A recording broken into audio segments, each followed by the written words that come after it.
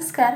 आज आपण हॉटेलसारखा झणझणीत आणि चवीला चविष्ट असा छोले मसाला बघणार आहोत. हा छोले मसाला बनवण्यासाठी परफेक्ट अशी ग्रेव्ही, त्याला वापरला जाणारा मसाला आणि छोले शिजवण्याची पद्धत. तर संपूर्ण व्हिडिओ अपलोड केलाय, त्याच्यामुळे व्हिडिओ शेवटपर्यंत नक्की बघा.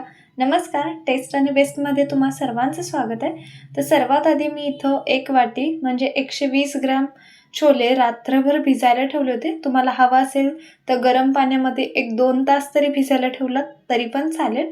छोलेमधलं पाणी काढून घ्यायचं आहे. कुकर घेऊया आणि याच्यामध्ये हे छोले टाकूया. 2 ग्लास मी इथं नॉर्मल पाणी टाकते. याच्यामध्ये अगदी थोडीशी हळद टाकूया. अर्धा चमचा तेल टाकायचं आहे.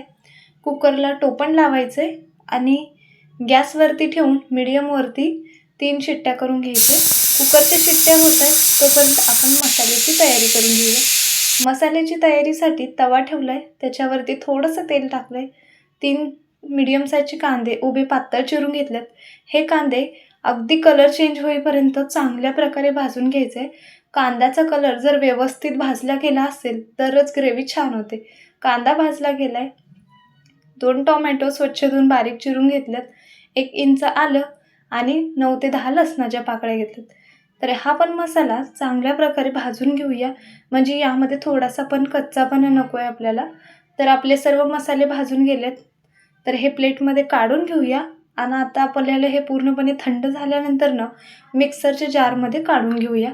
जे काही साहित्य लागतं खाली डिस्क्रिप्शन बॉक्समध्ये पण देते, नक्की चेक करा, म्हणजे रेसिपी करताना इझी जाईल. अर्धी वाटी कोथिंबीर निवडून स्वच्छ धुवून घेतली, ती ॲड करते. त्याच्यानंतर 2 चमचे शेंगाचा कूट वापर करते. ऑप्शनल आहे, नाही टाकला तरी चालेल, पण शेंगाच्या कुट्याने छान अशी एकसारखी ग्रेव्हीची भाजी होते. नसेल तर थोडेसे शिजलेले छोले यामध्ये ॲड केलात तरी चालेल. तर थोडंसं जाडसर असं हे वाटण करून घेतलं आहे, हे साईडला ठेवूया. तोपर्यंत आपले कुकरच्या 3 शिट्ट्या झाल्यात. कुकर पण थंड झाला आहे, चेक करूया तरी पण. तर बघू शकता छोले चांगल्या प्रकारे शिजले गेलेत. फोडणीसाठी मोठ्या चमच्याने 2 चमचे तेल टाकायचं आहे.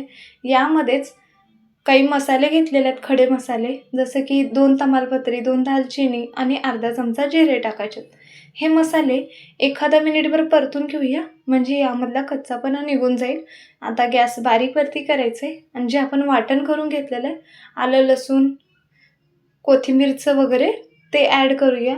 1 हिरवी मिरची टाकते. हिरवी मिरची ऑप्शनल आहे, नाही टाकला तरी चालेल, पण याच्याने चव खूप छान लागते, त्याच्यामुळे ती टाकली.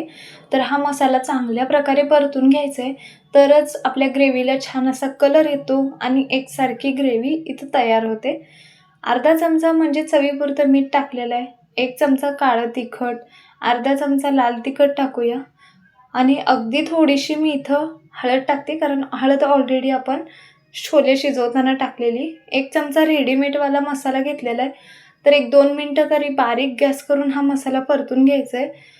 मेन पॉईंट म्हणजे मसाला चांगला भाजला गेला आणि व्यवस्थित असं जे काही मसाले वगैरे आहेत ते टाकल्यावर परतलं गेलं तरच त्या ग्रेव्हीला छान असा कलर येतो. तर छोलेमधलं मी थोडंसं पाणी यामध्ये ॲड केलेलं आहे.